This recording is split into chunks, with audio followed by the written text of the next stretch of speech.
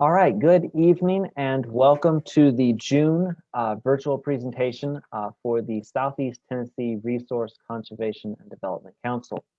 My name is Seth Schaefer. I am the Executive Director for the Council.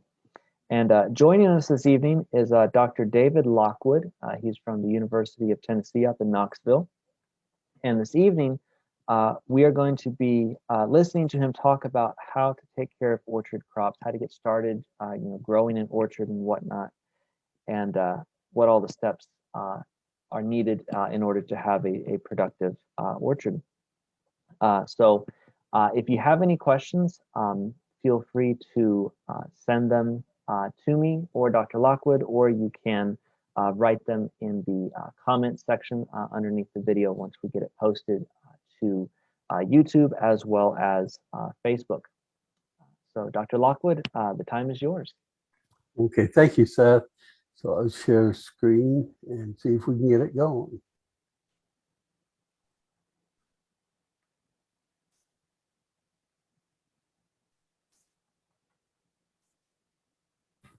All right. Well, thank you all, and I'm glad to have a chance to talk with you all tonight.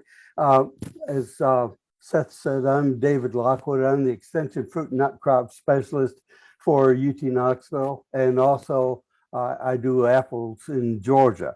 I was raised on a fruit farm in upstate New York, grew apples, pears, cherries, and prunes, and then I got a degree in ag engineering, an associate's degree, worked for soil conservation and primarily tile drainage, ditching, and that type of thing.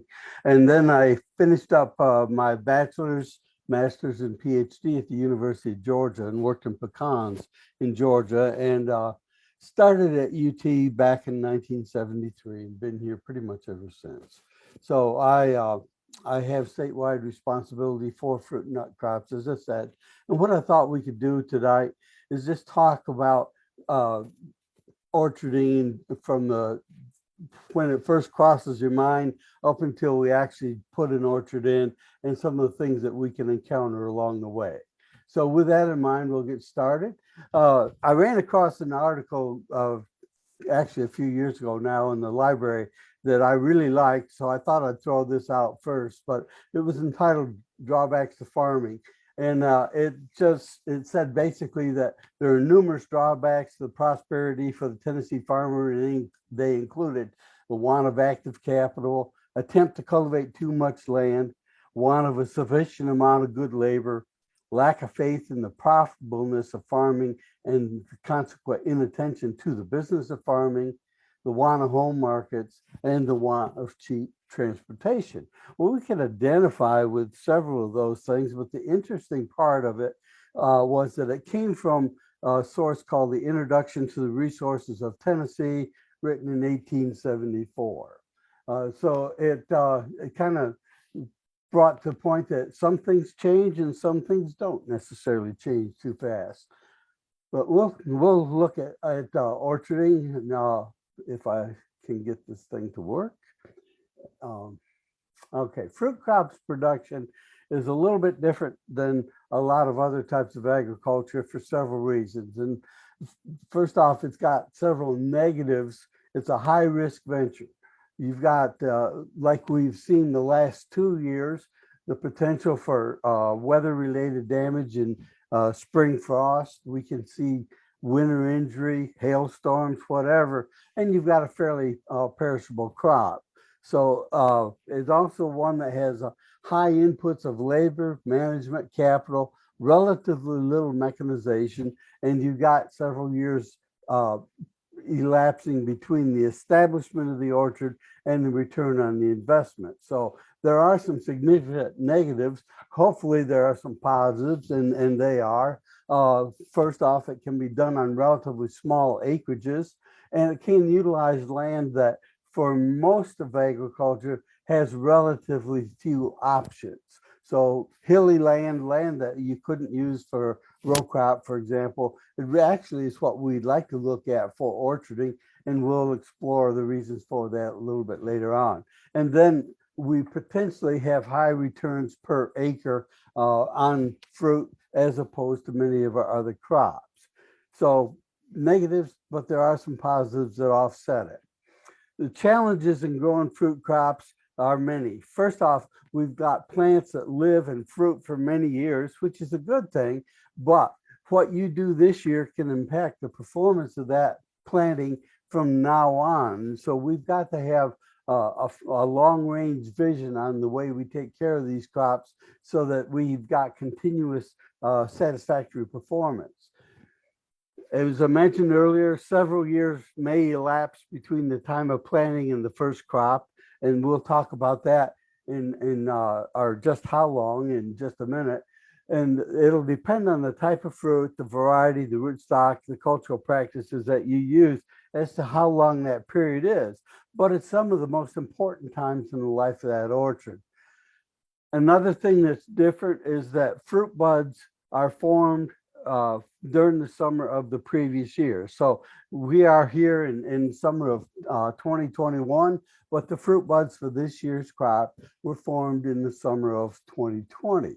And so we've got a long-term goal here. At times, we've got two crops on the trees at once. That is, we're the crop that we're harvesting this year, but also will, depending on the type of fruit, we'll have fruit buds for next year on the tree at the same time.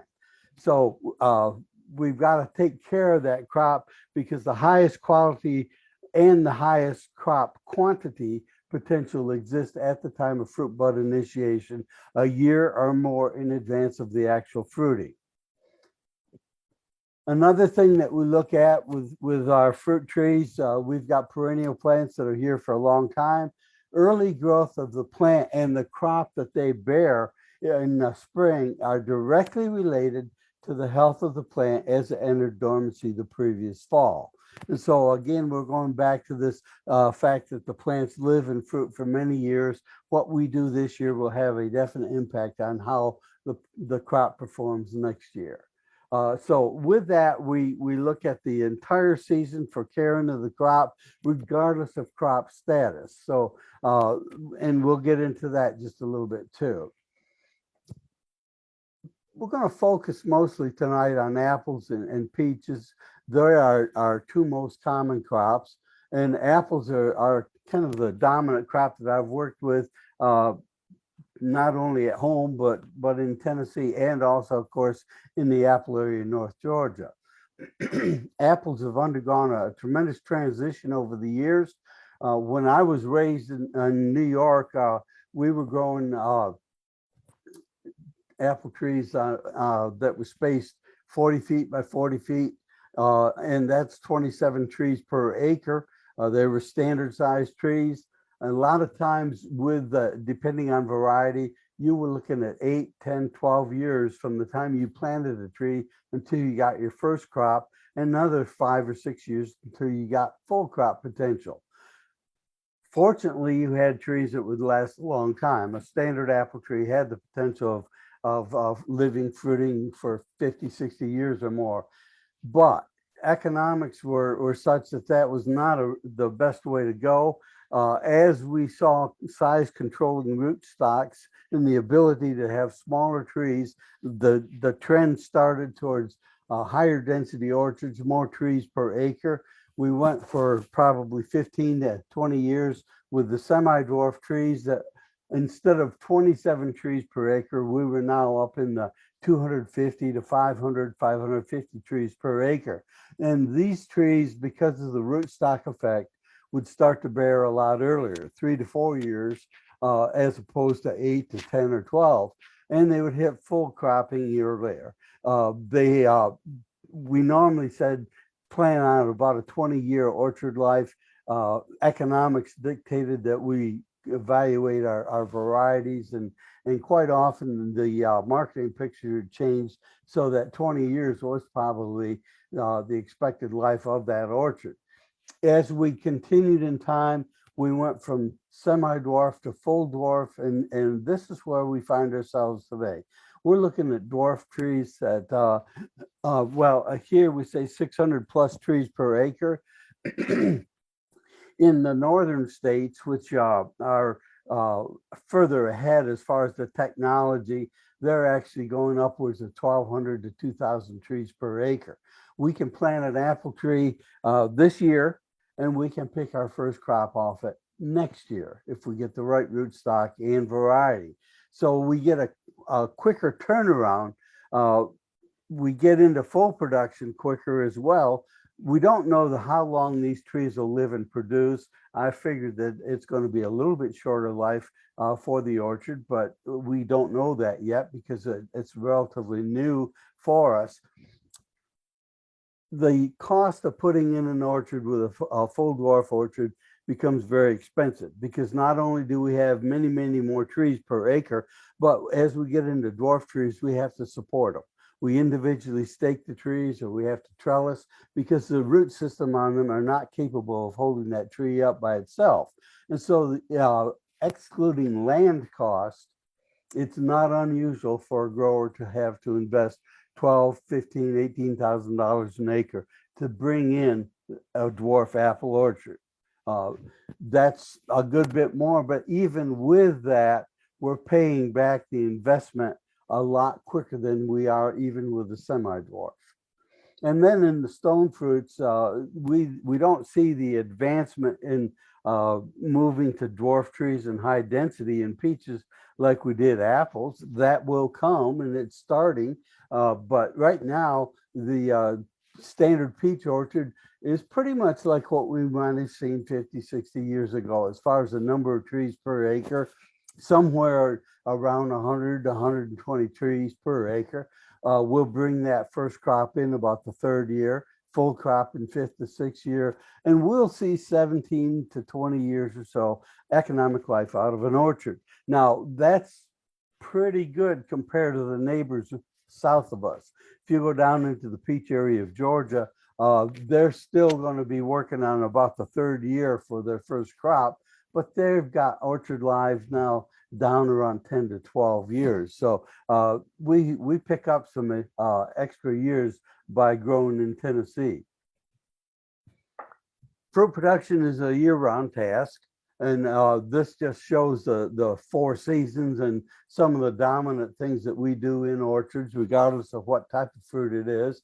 And now, of course, we're past bloom where we've got a good crop. We're looking at adjusting crop load, fertilizing, pest control, and of course, we're actually focusing and actually changing some of the times that we have done some of our traditional things. One of those, and we'll talk about it a little bit later, is fertility. For example, the old recommendation on orchard is that you would put your fertilizer down about a month before bud break. Actually, it's changed now, and the recommendation is about a month after, and we'll discuss that in just a bit. But all of these practices are pretty critical. And one of them that is getting more and more attention, and rightly so, is that after harvest, we're going to spend a fair amount of time getting in and cleaning up the site, sanitation, and setting up the orchard to go through the winter and to get off to a good start to next year. So this is kind of a rough sketch of what the grower has to look forward over the year. There's an old saying that I really like, and it's, I think, very true. It's called "Live where you farm, not farm where you live," and that really goes back to looking at the site selection for the orchard. Site selection is the most important decision that you can make in the life of the orchard. Every aspect of crop development and marketing, regardless of what type of fruit it is, will be influenced by your selection of site. And so we want to spend as much time as we need to find a site that will give us as many advantages as it can. We'll take all the help we can get to be successful with our orchards. When I look at a site, if I visit with a grower and we evaluate a site, the first thing I look at is, first off, is it open to full sun or can it be made that way easily? The second thing I look at is elevation. how high is that site in regards to the immediate surroundings? Because elevation, relative elevation in comparison with the surroundings can give us a leg up on frost control or disease control as well. And so that's critical. We need that. Once we've looked at that, we're going to look at the soils. All of our tree fruits and most of our small fruits do best on a slightly acidic soil, the ideal pH being somewhere around 6.5. We would like to have soils that had high organic matter. And when I say high, I'm talking about upwards of say 2 to 3% would be ideal. We don't always get that, but that's what we'd like to shoot for. Fruit trees need well-drained soil, both internal and surface drainage. I mentioned that I worked with Soil Conservation Service for a few years and farm drainage systems. And most of what I did was put in tile drainage in orchards. And a lot of the times when a grower bought a piece of property, they'd go in and pattern drain those fields before they ever planted, primarily because trees always grew and fruited better on soils that were well drained throughout the year. We like to see a minimum of 30 to 36 inches of rooting depth. We don't always get that, but the more room that the roots have to grow, the better off we're going to be. And even though the bulk of the feeder root system on an apple tree or a peach tree is going to be in the upper 18 inches or so of the soil, we'll find roots down a lot deeper than that if our soil will permit. One thing that's a little bit different on soils for fruit crops as opposed to others is that we look at moderately fertile soils as opposed to high fertility. And the reason for that is that a tree that's growing in quite fertile soils is reluctant to start to fruit. They're going to stay vegetative. And by having a lower fertility, we've got a way to manipulate the tree, to stress that tree a little bit, and to force it to transition from vegetative to reproductive growth. And so that's why we say we look for moderate fertility at best. As we go along, and especially as we go more to the full dwarf orchards where we have a shallower root system, we have a lot more roots put in a linear foot of row, water is becoming more of an issue. Irrigation in a dwarf orchard is essential. We look at water from a quantity standpoint as well as quality. We still have some orchards that are using overhead irrigation for frost protection. It takes a lot of water. As we sell a lot of our fruit as fresh fruit, water quality has become a bigger and bigger issue all the time. And the last thing on this slide is wildlife damage potential. And when I started at Tennessee back in '73, we didn't really worry about this one too much. But now I want to know what the feasibility or what the possibility is of having, say, deer damage in our orchards, our other types of wildlife. And even though we may not have to actually put in some active controls right away, I like to be able to budget for those so that that is not a total surprise if it should happen. And this just shows a situation we look at, I mentioned earlier, as far as elevation to get us up above a frost line or fog. So we're standing on a high site, looking across the low area at another high, and you can see where the fog is settled. It would be the same with frost. We want to be up out of that. And that's critical. And in a radiation frost event, which is our most common type of frost, a little bit of elevation can make a difference between no crop and full crop. So elevation is a critical factor. Another thing that we look at is marketing. Of course, one of the first questions we should ask ourselves when we consider growing a crop is, what are we going to do with it? How are we going to market? Is it going to be marketed on the farm, pick your own, or an on-farm market? Are you going to be taking your produce to a distant market? Regardless, distance from your market is a critical thing. It's going to cost you money to go. It's going to take time for people to get there and maybe discourage them from coming if it's too far or too difficult to find. So we look at that as a critical aspect in our location as well. Once we selected our site, then we want to spend plenty of time on developing the site. And with the orchard, again, if you're going to have a peach orchard and it's going to be there 15, 17 years, or an apple orchard that could be there for the next 20 years, you want to do whatever you can before you plant to assure that that orchard will perform at its best throughout its life. And the first thing we do, of course, once we select our site, is to go in and soil test it to get an idea of what the soil pH is, what the nutritional status of those soils are, and we modify those up front. And we pay a lot of attention to that because some things, if you don't address it before you plant, you can't address it afterwards. You know, if you find out that the soil pH or the subsoil pH is too low for good tree performance after you've planted, or if the phosphorus levels of that soil are too low, there's really not much you can do to rectify that situation. There's no economically feasible way to lower subsoil pH after the crop's in the ground. And so why compromise the performance of that crop right up front when it's relatively easy to offset that problem before we ever put the trees in the ground? Another thing we look at is controlling noxious weeds. Regardless of what it is, it's a lot easier to take care of some serious weed problems before you put plants in the ground than it is afterwards. If you use chemical weed control, you can use things for non-crop land as long as they don't have a residual that carries over. Or if you use mechanical methods, again, it's a lot easier and a lot better for the crop to do it prior to planting.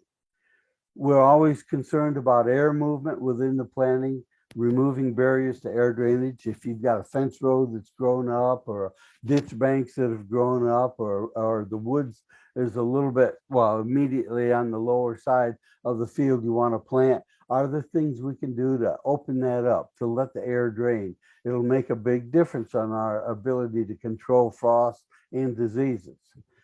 If you've got some areas of poor drainage in the field, you need to make a decision. Is it something you can afford to do something about, or is that a negative factor that would cause you to look elsewhere? Address it before you plant. If there are wild fruit trees of the type of fruit you want to grow in the area, abandoned apple trees, for example, near an orchard site where you want to plant apples, try to get rid of them before you plant. Those abandoned trees are reservoirs of insects and diseases that will move back into your orchard and cause you all kinds of problems for as long as they exist.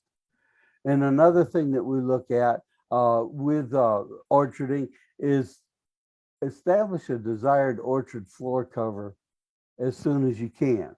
We want to have an orchard floor that will support the equipment, that will lessen the potential for erosion, that will, to a certain extent, address the type of pest that may inhabit that orchard floor. And we want to establish that up front before we plant, if possible. Once we've got the site development ongoing, of course, there are things that we'll do throughout the life of the orchard to maintain it. And I just threw this slide in of an apple orchard that was planted on the contour, which I don't necessarily recommend. I don't recommend if it's a dwarf orchard, but in a non or a freestanding tree, it's something we can do. But this shows the type of orchard floor maintenance that we use.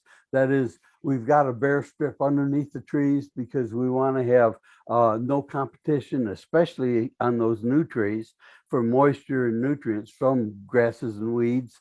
We also don't want voles or mice to be in close contact with the base of the trees.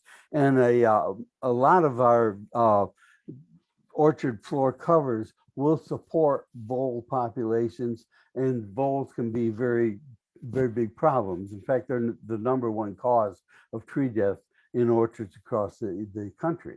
So we want to maintain an orchard floor that looks like this: the bare strip down the row, close frequent mowing within the orchard and around the perimeter to help control what comes into the orchard and also to promote good air movement through the orchard. Just a little bit on frost. Again, the last 2 years have been hard on us. We do have that threat every year, but there are two types of frost control techniques that we use. One of them is passive, and those are things that are in place before we plant in many cases. And once we select our site, those passive controls are very difficult to change. So there are things like site selection, also the variety rootstock selection that we use is a passive control because we can't change that once we plant. And some of our cultural practices are also passive. Those are good horticultural practices, even not considering frost. But if you look at frost along with it, it makes it even more important to do a good job taking them into account. The other type of frost control techniques are the active controls. These are supplemental to our passive controls. Things like heat. We used to see a lot of smudge pots used in orchards or return stack heaters. Heating is not a valid way to do it anymore. It's too expensive.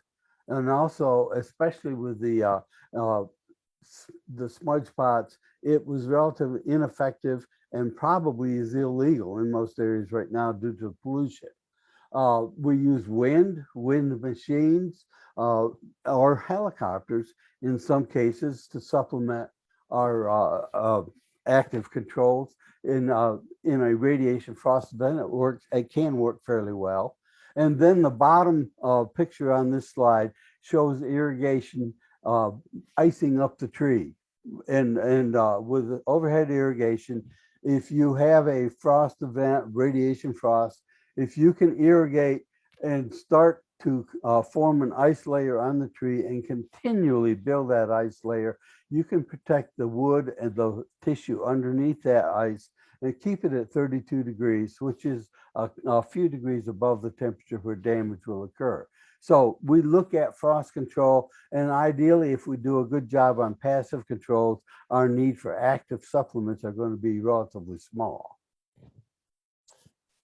This slide shows the bud development on apple on the left side and peach on the right side. And the buds are moving from fully dormant on up through full bloom and the early fruit set on both those trees. Now, the reason we put this in is that when a tree is fully dormant, they are quite capable of tolerating some fairly cold temperatures, apples more so than peach. But as they start to become active in the spring, they quickly lose their ability to tolerate those low temperatures and get much more sensitive to damage. So an apple tree that stage 2 silver tip, we say 10% bud kill will be expected if you hit 15 degrees Fahrenheit for 30 minutes or longer. If you get down to 2 degrees, expect about 90% kill. So the margin between mild damage and severe damage is about 13 degrees at that stage of development, and the temperatures are quite low. However, if we go up to the pink stage, we see that 10% kill will be expected at 28 degrees Fahrenheit, 90% kill at 25. So the margin between minor damage and severe damage is very narrow, and the temperature for all damage is a lot higher. And once we hit bloom and beyond, we do not pick up more hardiness. Peach is about the same as far as critical temperatures. The only things that make peaches more vulnerable to cold than apple is that they get to bloom earlier, generally a couple of weeks ahead of apple, and also the nature of the fruit bud on peach. With apple, we have a compound bud. If you section a fruit bud on apple, there will actually be about 5 apples inside that bud. And that kind of gives you a little bit of a chance of getting by. Whereas if you section a fruit bud on peach, there is 1 peach in there and only 1 peach. So that also plays a factor. So we're going to focus a little bit on apples for a while, and then we'll get over into peach and some of the general things. Talked about sizes of the trees and bringing them into crop. And again, this is a kind of a repetition. A seedling or standard size apple tree, 6 to 8 years or longer, depending on variety for the first crop. Semi-dwarf, 4 to 6 years. A full dwarf, the second year or third year at the latest, you should be picking fruit. In fact, you need to be picking fruit. When you put in the high density orchard, it's critical to get early production. If you don't, you're going to have a lot of crowding in the orchard, and a lot of the potential for that orchard has already been lost. You can see the years to full crop on the different rootstocks and the orchard life, and look at yields. Again, on a seedling tree, depending on variety, you might be looking at 12 to 16 bushel or more per tree. Semi-dwarf, 5 to 7. Full dwarf, 3 or 4, or maybe even less. So there are some varieties we're looking at 2 bushel.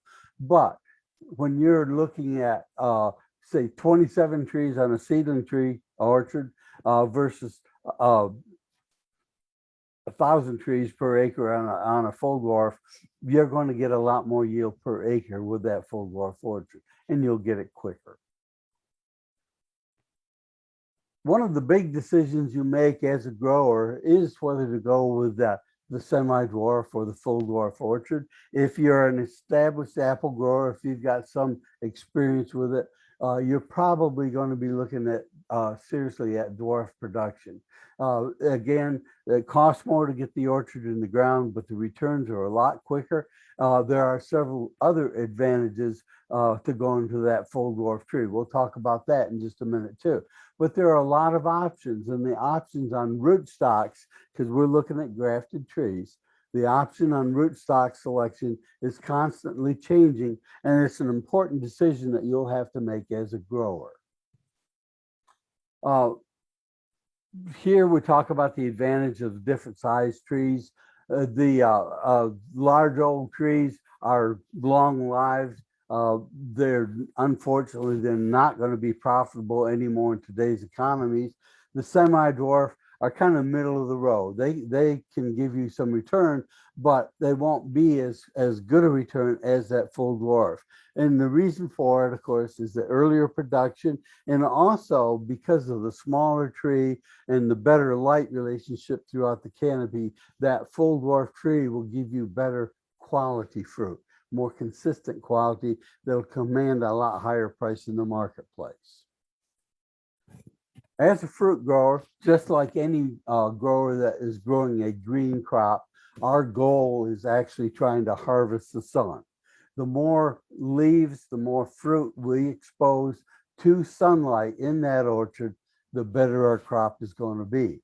And so we take that into account all the way from selecting the site, selecting the rootstock, and our training and pruning system. And that's a continual concern for us. We use grafted trees in orchards. Why do we do that? Well, first off, we've already talked about size control. And by grafting onto a rootstock, we can influence that. Precocity, how early do we get our first crop? We've covered that.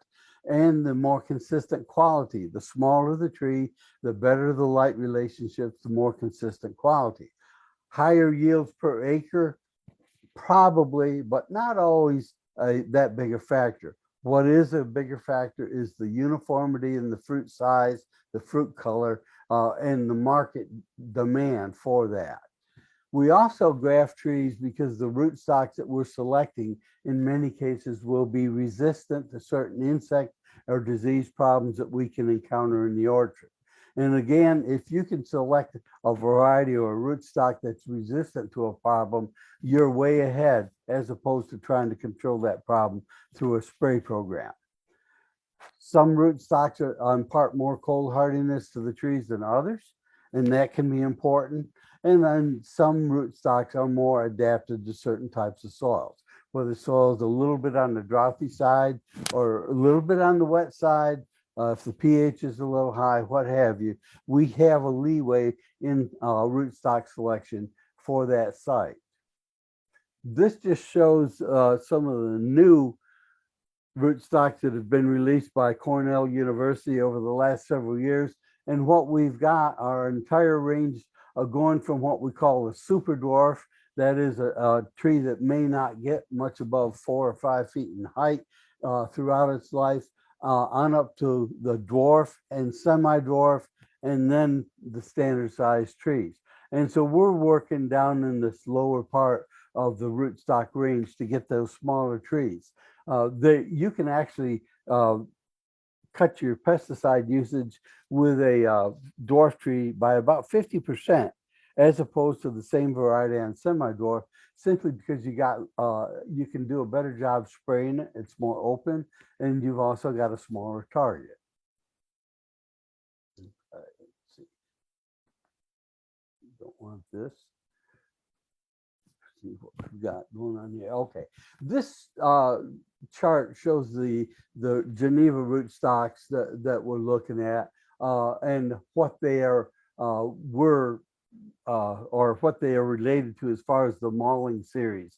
The Malling series are the rootstocks that we've used for the last 60 to 80 years on size control, and the Geneva stocks above them show that, say, G65 is equivalent to M27 as far as size control. But what's important in this slide is, as we look down at characteristics of some of these rootstocks, if we go, say, to G11 and look down, it has woolly apple aphid resistance. And we have woolly apple aphids. It's an insect in the soil that can stunt the tree and weaken it to the point that it hurts productivity or survival of the tree. Some of our rootstocks, like Malling 9, were susceptible to fire blight. G11 is resistant to it. It's tolerant to Phytophthora, so if soil's a little on the wet side, it stands a pretty good chance of being able to keep the tree alive. It's good at cold hardiness, and it's also high in its fruiting efficiency, which is critical because we need that early crop. So we're looking at a lot of different responses from the rootstock that we select for our orchard. The 3 rows of trees that we see in this slide are all the same variety and all the same age. The only difference is that they're on different rootstocks. And the smallest tree, those on the far left, are on a rootstock called Budagovsky 9 or Bud 9. It's a Russian stock, one of the most dwarfing stocks. The mid row is on Malling 26, which is the largest of the dwarfing stocks in the Malling series. And then the end row, the biggest row, is on Malling 7, which is the smallest of the Malling semi-dwarf stocks. But the only difference you see among these trees here is the rootstock, and that can account for a lot of difference in tree growth. It also can account for differences in the fruiting of the tree. Let me get away from this thing here. I don't know why it's doing that. But anyhow, what you'll find quite often is that with the smallest tree, you'll find a lot more fruit on it per unit of shoot length. And you'll find it earlier too. And that's, of course, going to be critical. This just shows the development of a central leader tree, basically from the time we plant it on the far left up until we get on up into fruiting and approaching full production. We're building a central leader tree or a Christmas tree type of shape, one that's open for sunlight and yet one that's got the ability to support a fairly heavy crop. And pruning is something we do every year in the orchard, from the year we set it until the year we bulldoze the orchard down. We use pruning as a way to help develop tree shape, to influence early production, to influence quality by keeping the tree open to light, and by renovating fruiting wood every year of the tree's life. And so this is one of the semi-dwarf systems that we use as far as the pruning system. And this shows semi-dwarf trees, central leader shape. Again, the trunk is the dominant factor on the tree. We have layers of limbs as we grow up the tree, with each limb getting shorter as the further up the trunk you go. So that Christmas tree shape is one of the most efficient as far as intercepting sunlight. And you can notice the wind machine in the background on this slide that is there for frost protection. This is a full dwarf orchard. Here we're looking at trees that are maybe 3 feet apart in the row. In some of the newer root stocks further north, they're going down to 12 to 18 inches between trees in a row. But with these, we're using the same concept as far as a central leader, but we're building a very narrow tree that's open to more sunlight, air movement. We're supporting the tree because the tree doesn't have the ability to support itself, and we're going to irrigate the orchard. Notice again, a young orchard that's not filled, it's allocated space and trellis, but it's already got a pretty good crop on it. And this just shows the evolution of orchard systems in the United States. Upper left hand is our standard old trees that are actually smaller than what I had, what I grew up with, but under 100 trees or so per acre, our central leader, and then on up to our full dwarf, our tall spindle, vertical axe, and slender spindle trees. Again, high density in apples is the way it's going. One of the big challenges we have, and it's especially a challenge in the Southeast, is disease control. We have several apple diseases that can be fairly significant, and we have several ways that we go about trying to combat them. And this slide shows some of the more common spring diseases. Fire blight is a bacterial disease that is somewhat related to the variety and rootstock of apple. It can be very devastating in an orchard. Below that is a disease called black rot, and there's actually 2 phases of this one. The leaf with the brown spots on it is a form of black rot. The apple that is in the forefront has black rot, and probably the infection came from those 2 mummified apples that are still attached to the tree. Apple scab, the bottom left, apple scab is the most significant apple disease worldwide. But as you get into a warmer climate like we have in Tennessee, it's not as big a problem as, say, the black rot or the fire blight. Cedar apple rust, which is top right, is a critical problem for us with some varieties. And we can spray for it, but if you can select a variety with resistance to it, that's definitely the way to go. And powdery mildew, which is on the lower right, is another disease that certain varieties are more prone to. It affects both the fruit and the leaves on the tree. So those are the major spring diseases. As we get into the summer, we have bitter rot, white rot, sooty blots, fly speck. Those are things that we combat, but we can do a lot controlling those through our selection of site and our development of the site. In addition to diseases, we do have some insect issues: codling moth, stink bugs, oriental fruit moth, plum curculio, scale insects. Those are things that we have to contend with on a regular basis. The University of Tennessee is working with several other universities in the Southeast, NC State, University of Georgia, to develop our orchard management guides, spray guides for apples and peaches and small fruits. And those are available and updated every year. And that's going to be one of the major reference books that you'll have as you get into fruit production. Over the last several years in apples, there's been a real movement towards breeding for disease resistance. And we do have numerous varieties out there that show fairly decent resistance to fire blight, scab, powdery mildew. some of the more significant spring diseases. And we've listed those. I always tell people if there's a resistant variety out there that gives you the type of fruit you need for your market, give it special consideration. It's a lot easier to grow and keep clean than it is trying to fight those problems on non-resistant varieties. Okay, this is out of orders. I apologize. But disadvantage of dwarf trees, other than the high cost, is that the trees are not well anchored. They have to be supported. They need irrigation. They need higher levels of management than what we do with the medium and low density orchard. And then we have to look at pest susceptibility. So those are factors that we contend with. Now, what we see in development of apples and other fruits is that early in the season, some of the insect or disease problems that we encounter will be related to the stage of development of the tree.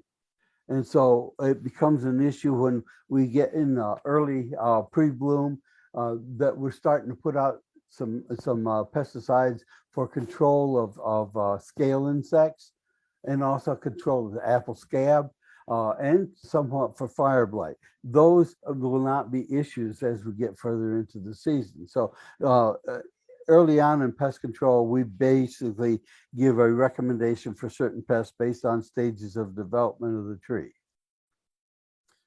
With apples, and we need to be concerned with pollination, and while we do with all fruits, but apples, essentially all apple varieties will fruit best if they're cross-pollinated from a second variety that blooms at the same time. So we have very few apple varieties that will set much fruit if they're not cross-pollinated from a second variety. Now, if we look at peaches, all the peach varieties that we've got out there now are self-fertile. You do not need to have more than one variety to get a crop. But this is something that you as a grower are going to have to look at when you design your orchards and order your varieties to make sure that you've got the pollination requirements covered in your orchard. Having the right varieties that bloom at the right time and having them placed in the orchard where you can get a good movement of pollinating insects up and down throughout the orchard. I took this picture out of Adams County Nursery catalog. Adams County is a Pennsylvania nursery, but they sell a lot of apple trees. But basically what it shows is their pollination chart. And this would be one of the tools that you'll use when you select the varieties of trees for your orchard and what varieties you want to pollinate them. Just a few words on peaches, because peaches are a viable crop for us. We had a time in the decade of the 80s where we missed more crops than we hit, but we've done pretty well up until the last 2 years. East Tennessee has been hurt pretty bad the last couple of years, but hopefully that is not going to be as common as it was back in the 80s. But with peach, we don't have dwarf trees. We recommend a standard size rootstock.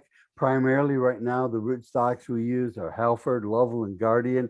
We want a tree that's going to be fairly open and will be fairly quick to start to fruit. And in some cases, like with Guardian and Lovell, we've got a rootstock that's resistant to certain nematodes.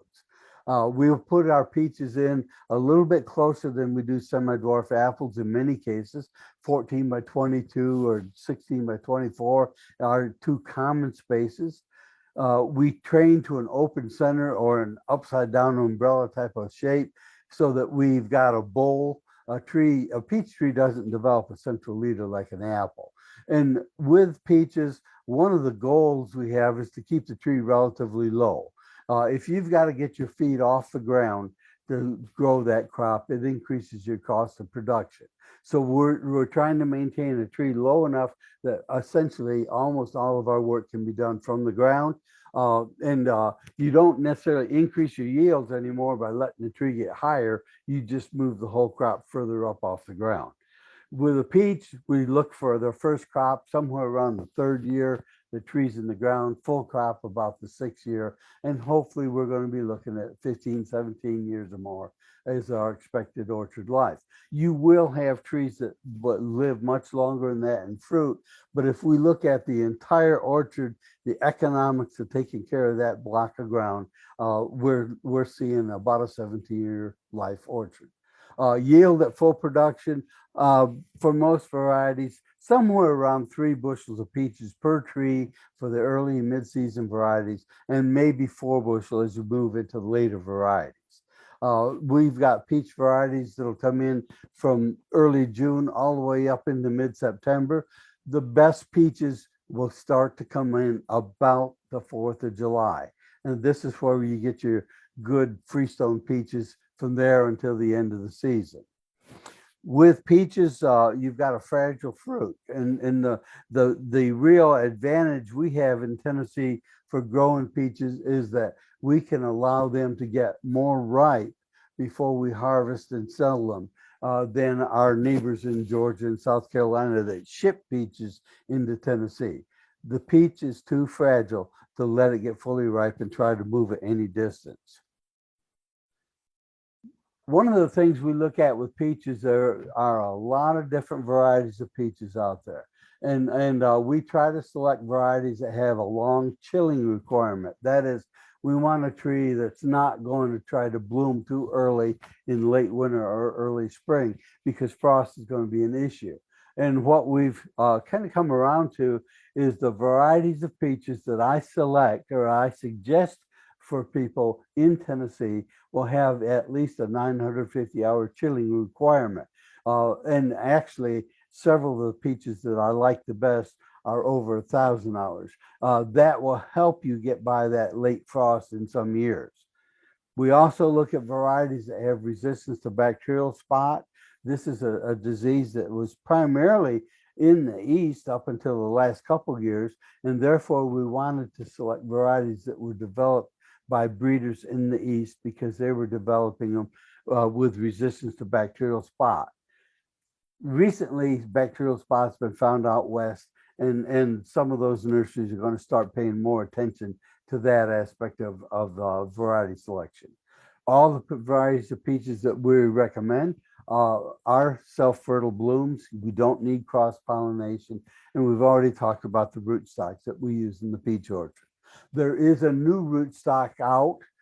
It's a peach plum hybrid, and it was developed because the primary killer of peach trees in the major peach areas of Georgia and South Carolina is oak root rot or armillaria. And all of these rootstocks that you see here, the Halford, Lovell, and the Guardian, are susceptible to armillaria, and we're losing trees because of that disease. The peach plum hybrid that has been developed and released by USDA is resistant to armillaria, but in addition to that, it also gives us some dwarfing effect on the growth of the tree. About a 40% reduction in growth based on or as compared to Guardian, and Guardian is more vigorous than Halford or Lovell. So we're seeing the trend now going to a smaller tree, more trees per acre is moving into peach, just like it did in apple. Peaches are handled a little bit different as far as training and pruning as compared to apple. A young peach tree in the nursery will side branch. And so the picture on the left is typical of a tree we might buy from the nursery. But when we plant it out, we're going to prune it and essentially cut it back almost a stub, because we want to determine where the tree limbs out, and we can build the framework of the tree that will give us good sunlight exposure and that will hold the crop for the years to come. This just shows the open center system that we have on peach as we're developing it and on up into a mature tree. Again, we don't want to have a real tall tree. We keep it low by pruning, keep it open so that we can reach it mostly from the ground. So we're going to move along pretty good. We've already talked about harvest time on peach and some of the main limitations. Frost and freezes on peach. Brown rot is the worst disease. insects, we have borers and plum cuculio, but we can control them if we do a good job in our total cultural program. Fertility is an area that we are looking at more and more because we want to make sure that we get the best returns on our fertilizer and do the least environmental damage through our selection and use of fertilizer. To do that, we need to know what the requirements of the trees are. And on an apple with a semi-dwarf orchard, it takes about 100 pounds of actual N per acre per year to grow a crop of apples. However, out of that crop, only a third of that is taken out of the orchard on the fruit. The rest is in the foliage or in the woody tissue that we'll prune off. And if we can chop those prunings in the orchard, then over time, we're returning about 2/3 of those nutrients to the orchard floor. And so we are trying to do that as a way to cut back on our fertilizer expense, also to build up the soils in our orchard through the returning the prunings and the leaves. Peaches actually takes about twice as much nitrogen per acre as apple, but still about 1/3 of the N leaves the orchard in the fruit. The rest is in the foliage and in the prunings, and we can chop it and leave it in the orchard. So a good fertility program in the orchard takes into account both pre and post plant situation, soil testing before we plant, and modification based on that. After the trees are in the ground, we still use soil testing to monitor soil pH, but we're also looking at tissue analysis to follow the actual content of the trees, and we'll fertilize based on tissue analysis and our records on yields and quality and observations. These are the macro and micronutrients that we're concerned with in the orchard. Nitrogen is the only element that needs to be applied on an annual basis in most orchards. It's used in fairly large amounts, and it also is lost from the soil more than any of the others. So we look at these elements, we'll look at the growth of the tree, the yields, but also our leaf analysis result, and use that as a way to figure out what type of fertilizer program we want on down the road. I'm going to skip that. Liming is a critical, of course, but it's a pre-plant liming. We can't do it after we've got the trees in the ground.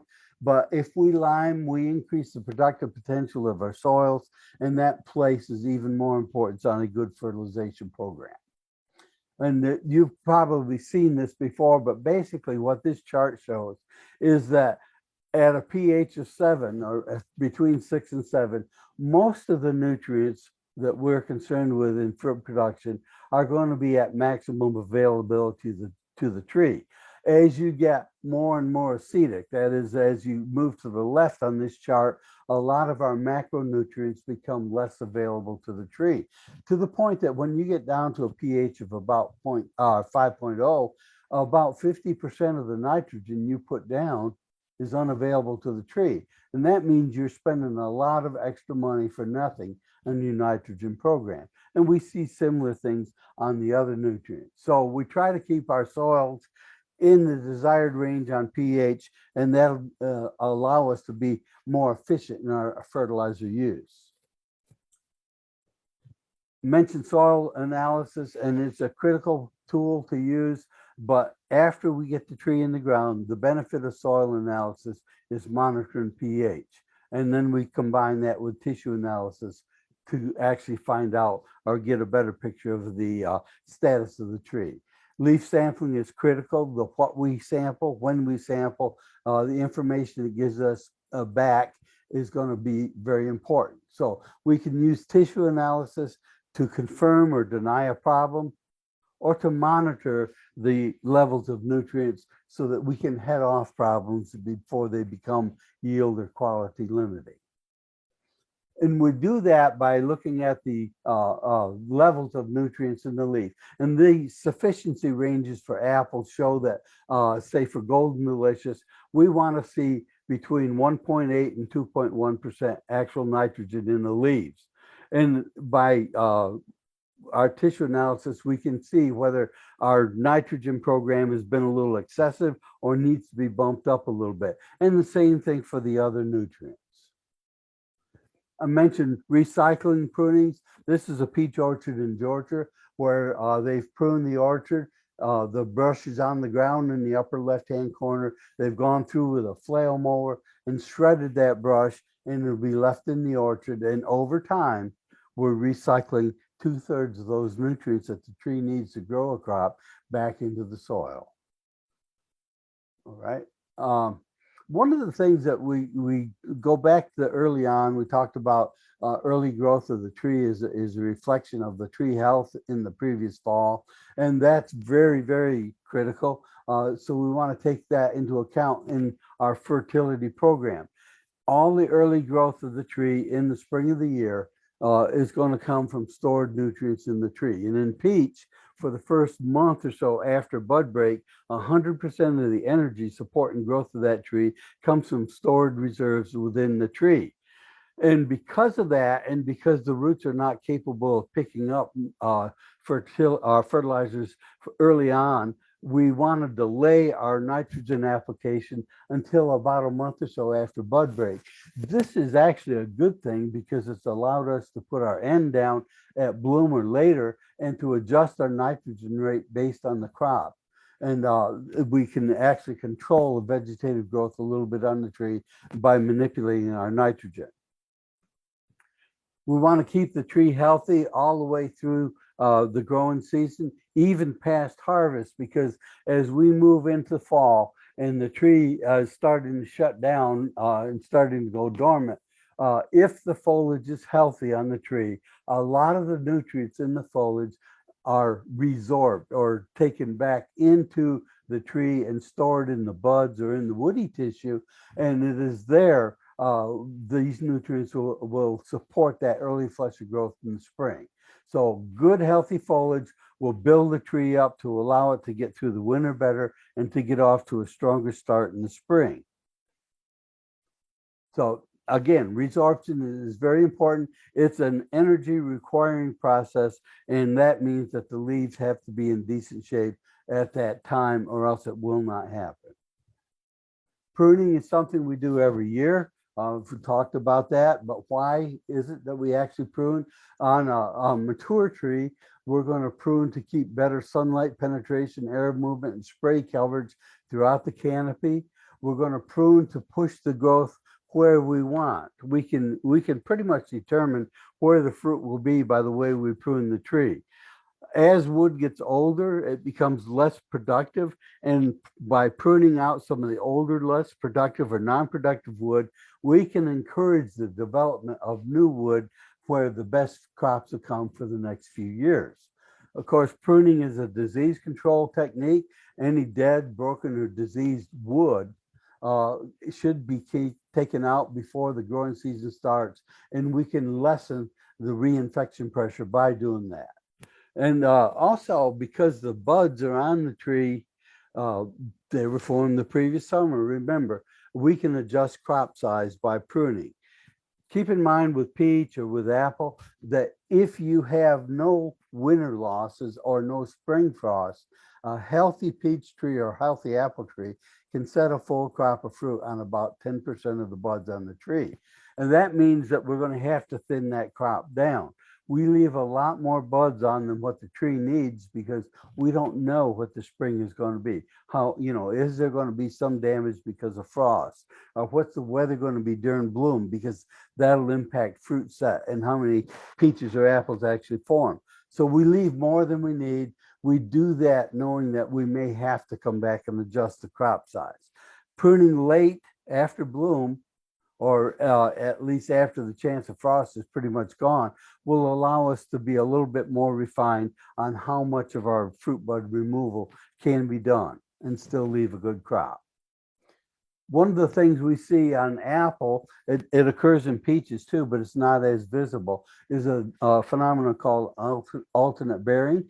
If we overcrop this year on some varieties, we do so at the expense of next year's crop. That is, the tree will not produce fruit buds for the following year.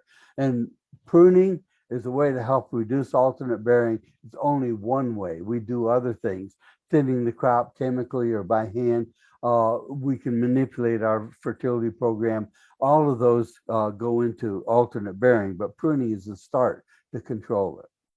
And I've seen this one before. I'm not going to spend any time on it.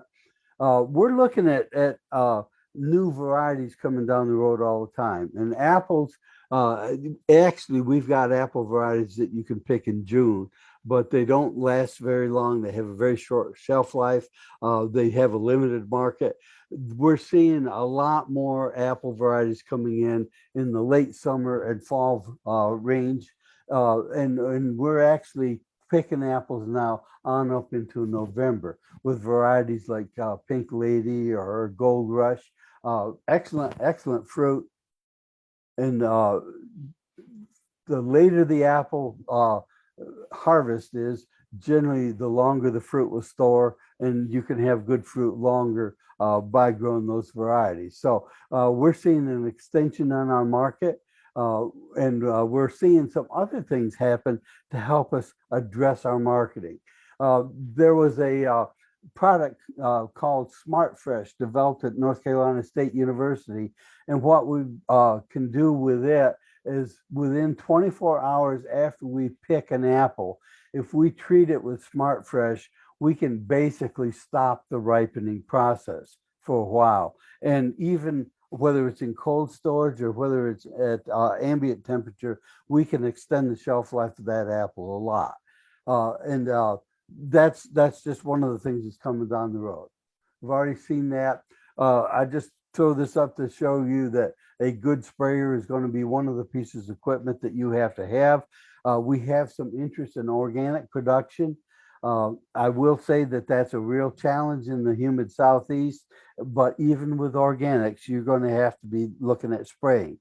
There are some organically approved fungicides, insecticides, but they will need to be applied. So this is a piece of equipment that you're going to have if you get into fruit production.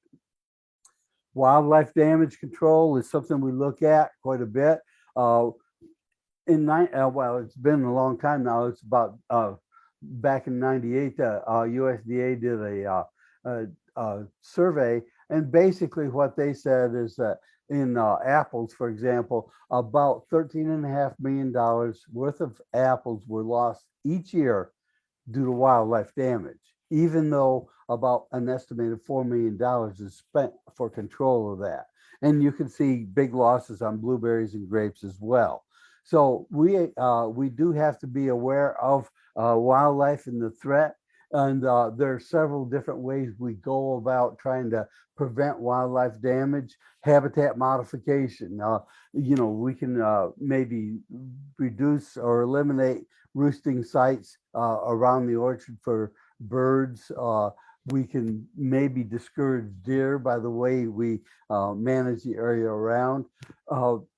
There are repellents and scare devices. They're not really very effective over the long haul. The only thing that really works in a high pressure situation is exclusion. And that means if you're looking at deer, fencing the orchard, if you're looking at bird damage, netting the planting, those are the ones that are going to be the most successful. Hopefully we don't have to use them, but it is a way we can save a lot of money, even though it's an expensive thing to fence an orchard. It'll make you money by doing it. One of the things we look at, I mentioned that voles or mice cause us a lot of problems. They kill trees by girdling them. And if you have in the fresh market, since most of the apples we grow are going to fresh retail sales, losing one tree out of a moderate density orchard will cost you in excess of $500 over the life of the orchard in lost income. So it's a big thing. We want to do what we can to reduce vole damage, and we do that through things like using guards on the tree, through floor cover management, and through the use of rodenticides if we have to. This is the New Zealand deer fence that is actually slanted away from the orchard. The idea being that the bottom, middle, and top wires are electrified. Deer try to go under first, and if they get zapped, they may try to go through. or they may try to go over. But deer have a tendency to avoid trying to jump high and distances. And so by fence this design, we're able to turn quite a few of them. And that's it. I'm going to hold off there. I've gone through, covered a lot of stuff, but if you do have questions, if you'll let me know, I'll be more than happy to try to answer them. All right. Thank you very much, Dr. Lockwood. I've really enjoyed your presentation, learning about the different orchard crops and everything. So thank you for joining us and sharing your expertise with us. You're very welcome. For our audience, I know it's not live, but I want to thank you for taking the time to watch this presentation when you're able to. And definitely, like Dr. Lockwood said, if you have questions, please do feel free to submit them, and I'll make sure that that we're able to get those questions to him. Please stay tuned for information about our upcoming lecture in July. So I hope you all have a good evening. Take care, Seth. We'll see you. All right. Goodbye. Bye.